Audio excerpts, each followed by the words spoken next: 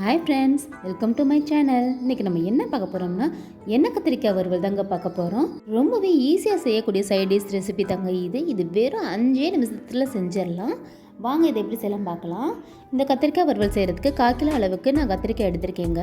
இதை நீல வாக்கில் வெட்டி வச்சுக்கலாம். இந்த கத்திரிக்காய் வறுவலை நான் மண் சட்டியில் தாங்க செய்ய போகிறேன். அதுக்கு நம்ம 3 டீஸ்பூன் அளவுக்கு நம்ம எண்ணெய் சேர்த்துக்கலாம். மண் சட்டியில் செய்கிறதுனால ரொம்பவே ஹைஜீனிக்காகவும் இருக்கும். இதை நீங்கள் சில்வர் பாத்திரத்துலேயும் செய்யலாங்க. எண்ணெய் நல்லாவே காஞ்சிருச்சு. இதில் 10 பல் அளவு பூண்டை பொடியாக வெட்டி இதில் நம்ம சேர்த்துக்கலாம். நல்ல வாசனை வர முடிய வதக்கி விடணுங்க.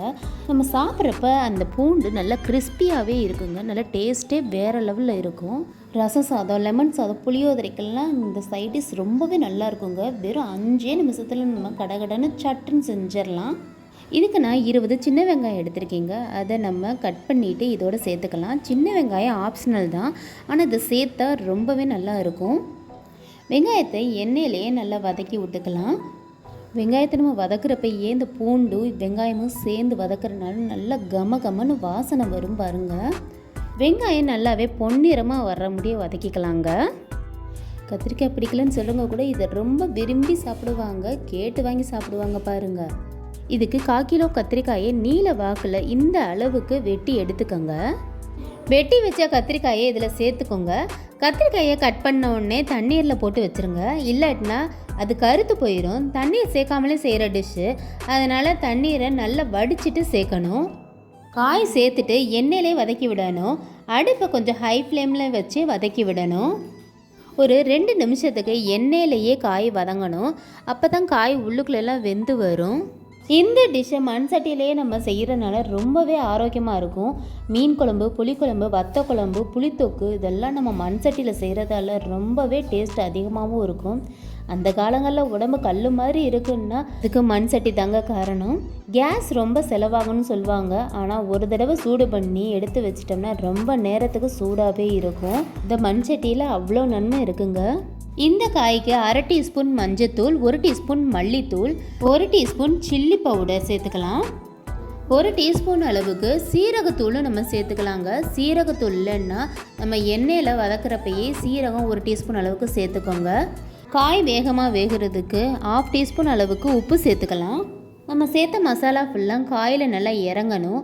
மசாலா சேர்த்த உடனே அடுப்பை நல்லா லோ ஃப்ளேமில் வச்சே கிளறணும், ஏன்னா மசாலா கரிஞ்சிரும். இந்த டிஷ் செய்கிறதுக்கு கொஞ்சம் எண்ணெய் தேவைப்படுங்க. காய் கிளறி விடுறப்ப 2 டீஸ்பூன் அளவுக்கு எண்ணெய் சேர்த்துக்கலாம். அடுப்பை லோ ஃப்ளேம்லேயே வச்சோம்னா தான் காய் நல்லா உள்ளே வெந்து மேலே நல்லா கிறிஸ்பியாக வரும். காய் ஒரு 5 நிமிஷத்துக்கு மூடி போட்டு வேக வச்சுக்கலாம்.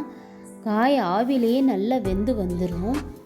மூடி போட்டிருந்தாலும் அடிக்கு ஒருக்க எடுத்து நம்ம ஒரு லைட்டாக கிளறி விட்டால் போதும். காய் பாருங்கள் நல்ல கலர் சேஞ்ச் ஆகிடுச்சு. இன்னும் ஒரு தடவை நம்ம கிளறி விட்டுட்டு இன்னொரு தடவை மூடி போட்டு மூடி வச்சிடலாம்.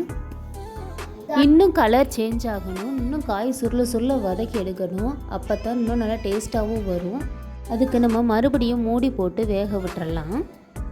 இப்போ பாருங்கள் நல்லா சுருள வெந்துருச்சு. எண்ணெய் பாருங்கள் நல்லாவே பிரிஞ்சு வந்திருக்குது. நம்ம சேர்த்த வெங்காயம் எல்லாமே காயோட ஒன்றா சேர்ந்து காய் நல்லா தனியாக தெரியுது பாருங்கள். இந்த அளவுக்கு நல்லா வேக விடணும். இன்னும் கொஞ்சம் காய் சுருள வேக விட்டுட்டோம்னா காய் ரெடி ஆயிரும். இது ஒரு அருமையான டிஷ்ஷு. இது புதுசாக சமைக்கிறவங்க கண்டிப்பாக ட்ரை பண்ணி பாருங்கள். சாம்பாருக்கும் ஏற்ற உணவு தாங்க இது. உங்களுக்கு இந்த வீடியோ ரொம்ப பிடிச்சிருந்துச்சுன்னா எங்கள் பேஜை ஃபாலோ பண்ணிக்கோங்க. எங்கள் சேனலுக்கு சப்போர்ட் பண்ணுங்கள்.